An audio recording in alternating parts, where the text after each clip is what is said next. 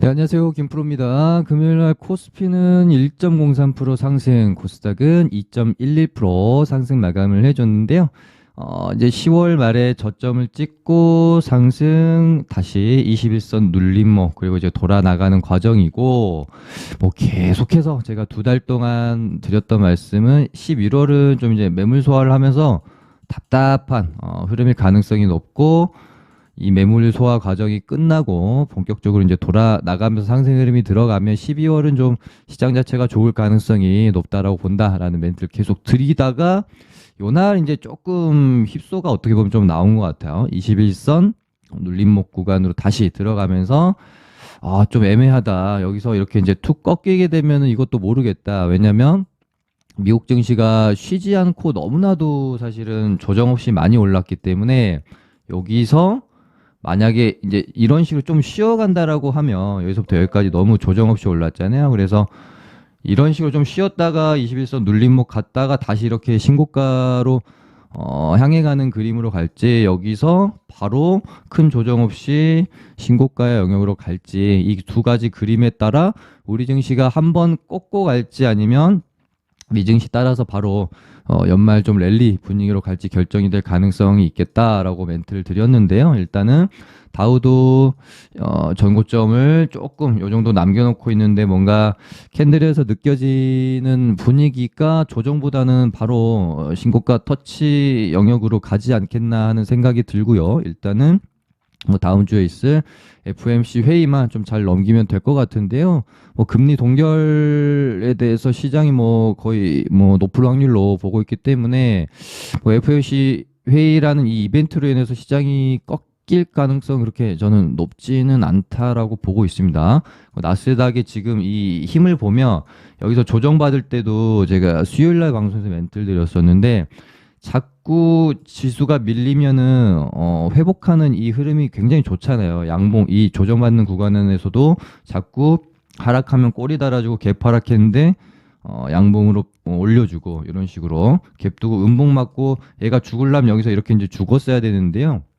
양봉으로 채우면서 또다시 여기 이제 전고점을 돌파하려고 하는 시도 하는 흐름을 보면서 12월 약간 좀 연말 랠리 가능성을 저는 좀 높게 보고 있다라는 멘트를 좀 드리고 싶고요. 우리 증시도 결국은 미국 증시 따라갈 수밖에 없기 때문에요.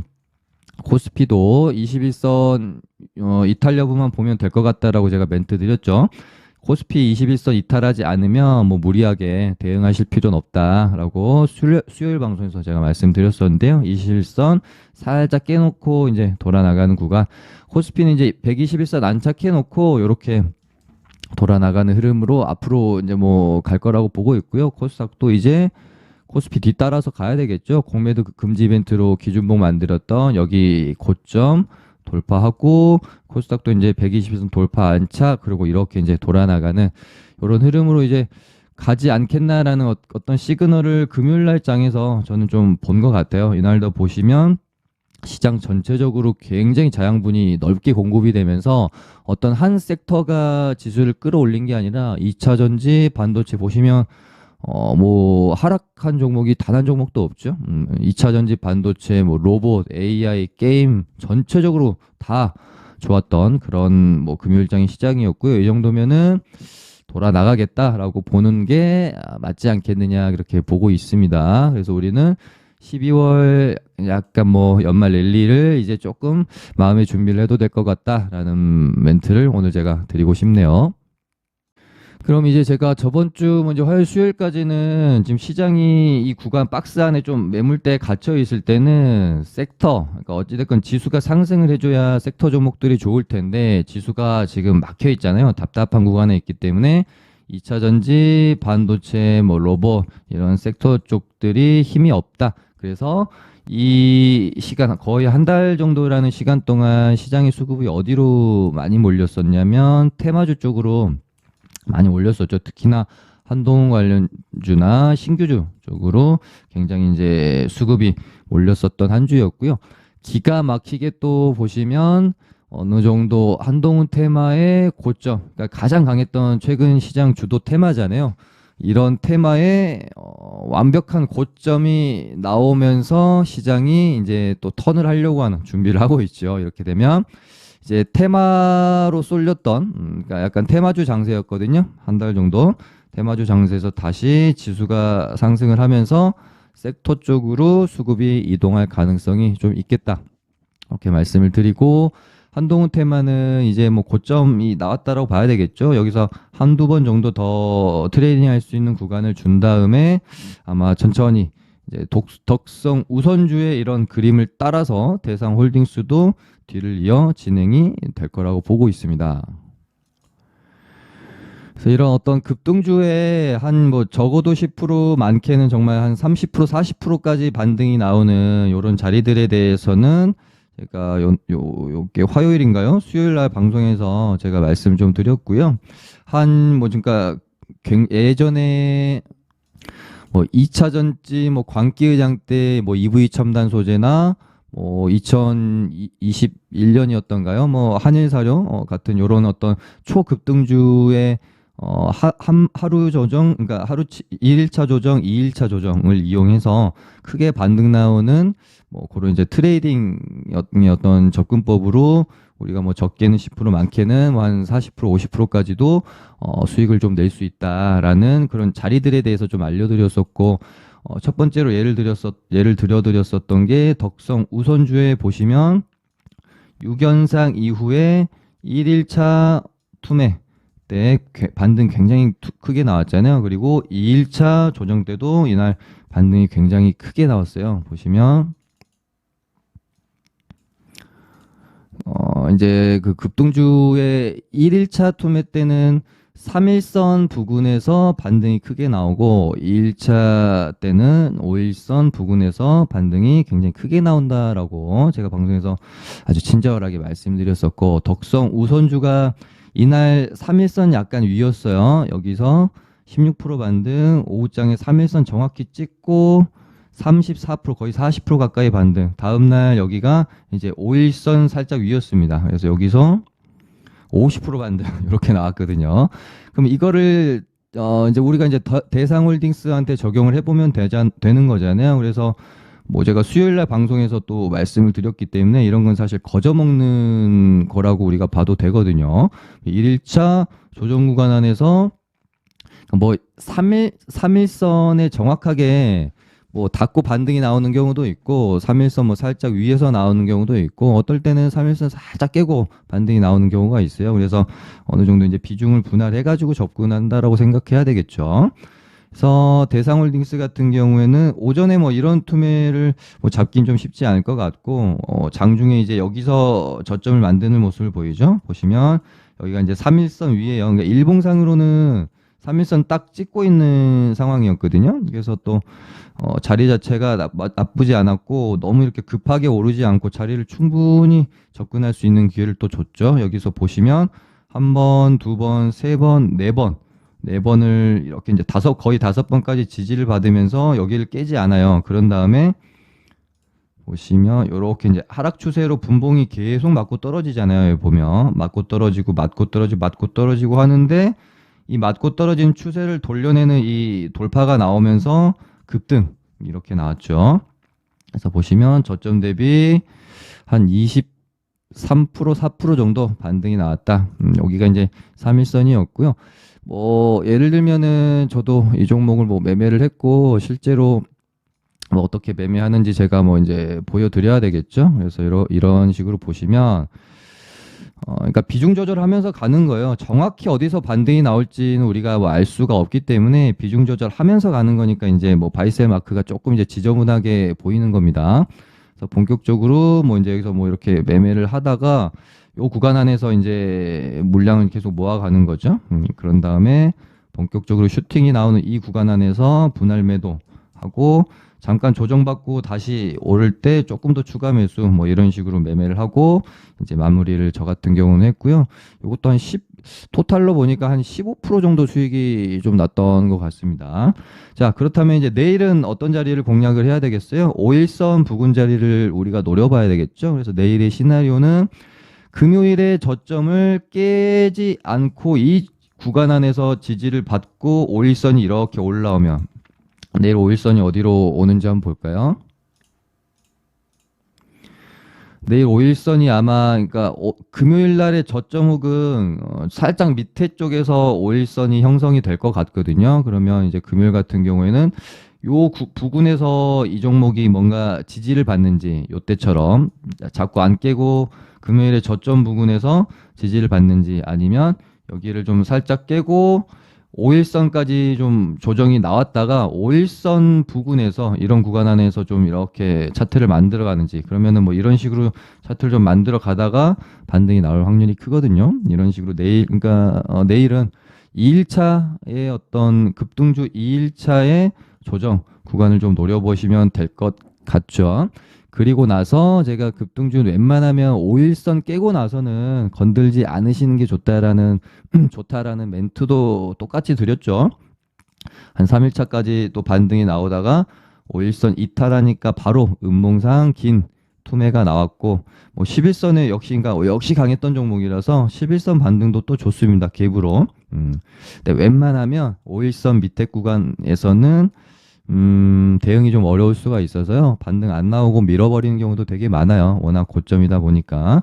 5일선 위에서만 좀 공략을 하시는 거를 저는 좀 추천을 드립니다. 그래서 내일은 대상홀딩스 우선주 뭐 이렇게 반등을 노릴 수 있는 매매 한번 봐야 될 것 같고요. 그다음에 이제 한동훈 테마가 이렇게 완전히 고점 찍고 테마 자체가 재료 소멸로 가버리는지 아니면 뭐 또 다른 종목으로 순환매가 도는지 어찌됐건 재료에 대한 기간은 좀 남아 있잖아요. 내년 이제 1월쯤이 재료 소멸될 가능성이 좀 높다라고 보고 있는데, 그러니까 한동훈 장관이 본격적으로 사퇴하고 총선 출마에 대한 그런 부분들이 이제 명확해지면 그때가 오히려 이제 재료 소멸이 될 가능성이 높습니다. 근데 그 전까지 그래도 시간이 좀 남아 있잖아요. 한 달여간 남아 있기 때문에 조금 더 해먹을지 아니면 여기서 마무리가 될지 그 부분은 좀 지켜봐야 되는 부분 같고, 예, 일단은 이제 인맥주들이 고점을 찍고 죽은 다음에 정책 테마주 쪽으로 이동을 하는지만 보면 될 것 같습니다. 아니면 또 인맥주 안에서 대상홀딩스가 우선주가 또 죽고 나서 다른 애가 툭 튀어나오면서 시세를 주는지, 인맥주 안에서 순환매가 돌아주는지 아니면 인맥주 전체적으로 같이 죽는지, 그러면서 이제 정체주 쪽으로 수급이 이동을 하는지 요 부분이죠. 아니면 뭐 정말로 전체적으로 그냥 다 같이 죽였다가 좀 쉬었다가 다시 한동훈 테마가 이슈가 또 될 수도 있는 부분인데요. 일단은 뭐 대상홀딩스는 고점이 나왔다라고 보고 있고, 덕성 우도 이 정도면은 마무리 단계로 갈 거고, 뭐 태양금속 DTNCRO가 지금 조금 수상해가지고 저도 이제 일단은 좀 추적을 좀 하고 있습니다. 여기서 조정 구간을 거치고 얘가 지금 이렇게 되면 이제 신고가 영역이잖아요. 그래서 대상홀딩스가 죽는데도 불구하고 만약에 DTNCRO가 좀 버틴 흐름이 나오면 얘는 여기서 조금 더 뭔가 흐름을 만들어 갈 가능성도 배제할 수는 없을 것 같아요. DTNC도 한번 1차 뽑고 이 박스 구간 안에서 계속 이제 버티고 있는 상황이라서 뭔가 이제 또 새로운 인맥주가 또 나올 수도 있는 거고요. 여기서 이제 대장 체인지가 될 수도 있는 거고, 그냥 전체적으로 그냥 다 같이 죽을 수도 있는 거고. 그 다음이 이제 인맥주에서 지금으로서는 한동훈 테마 정책의 대장은 이민정책 관련주들이라고 봐야 되고요. 지금 엑스페릭스, 뭐 오픈롤, 인스웨이브, 요렇게 한 세 종목 정도. 원티드랩은 너무 좀 꺾여버린 느낌이 제가 들어서 차트적으로 너무 좀 매력적이지 않은 것 같고요. 지금으로서는 엑스페릭스랑 오픈롤, 요 정도. 오픈롤도 여기서 한 3일 정도 쭉 밀었다가 다시 전고점을 회복하는 양봉을 금요일 날 만들어 놨기 때문에 이러다가 뭐 이런 식으로 상한가 한 방 또 나오지 않을 법 없잖아요. 그래서 좀 지켜볼 필요가 있다라고 보여지고요. 저출산은 좀 롱톰하게 가지고 가는 정책주다라고 저는 여러 번 좀 언급을 좀 드렸고, 그리고 아까 말씀드린 것처럼 테마는 좀 한풀 꺾일 가능성이 높겠어요. STO도 살짝 이제 단기적으로는 부담스러운 자리다 보니까 뭐 고점이 나왔을 수도 있고 뭐 해서 뭐 더 갈 수도 있겠죠. 근데 공략하기가 그렇게 뭐 부담이 없는 자리는 사실은 아니에요. SM도 경고, 머니터리도 경고 이러다 보니까 혹시 생각해 볼 거는 뭐 K옥션이나 서울옥션 쪽으로 순환매가 돌면서 얘네가 뭐 대장을 하는 정도의 뭐 종목 체인지 생각을 일단은 하고 있고요. 뭐 갤럭시아 SM 이런 종목이 뭐 덕성 우선주나 뭐 대상홀딩스 우선주나 이런 애들처럼 뭐 위험 딱지 달고 막 거래 정지 먹고 요럴 수 있는 정도의 테마성이나 끼가 좋은 종목은 조금 아닌 것 같아서 경고쯤에서 마무리될 가능성이 좀 높지 않겠느냐 일단 저는 그렇게는 보고는 있습니다.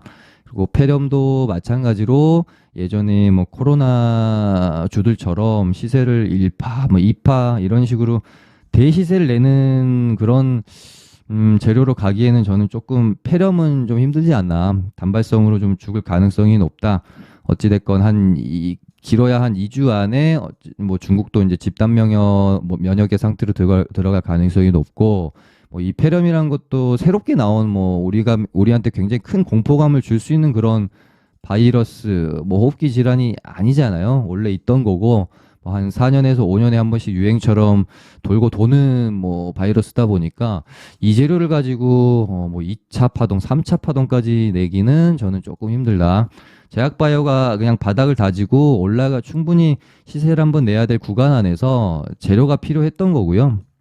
폐렴이 좀 이렇게 제약바이오 섹터를 끌어올릴 수 있는 하나의 그냥 재료가 되었을 뿐이다라고 저는 일단 폐렴 쪽은 그렇게 보고 있습니다. 그리고 LS 전선아시아 애들도 이제 LS 머트리얼즈 상장 날 이제 전날까지만 보면 좀 될 것 같다라고 멘트 드렸고 12일 상장이니까 11일 내일까지 보면 되겠죠. 그래서 혹시 내일 여기서 슈팅이 한번 나오는 흐름이 된다라고 하면요. 이제 마무리를 좀 지어야 될 것 같고 10일 날 LS 머티리얼즈가 상장을 하면 집중해서 좀 지켜봐야 될 부분이겠죠. 최근에 이제 LS 그룹주들이 뭐 LS 전선아시아도 뭐 사명을 바꾸고 굉장히 뭔가 전체적으로 그룹 자체가 드라이브를 좀 많이 거는 듯한 느낌이어서 LS 머트리얼즈도 뭔가 좀 괜찮은 모습을 보일 수도 있겠다라는 생각이 들어서요. 저는 최근에 뭐 신규 상장주 분위기는 계속 좋잖아요.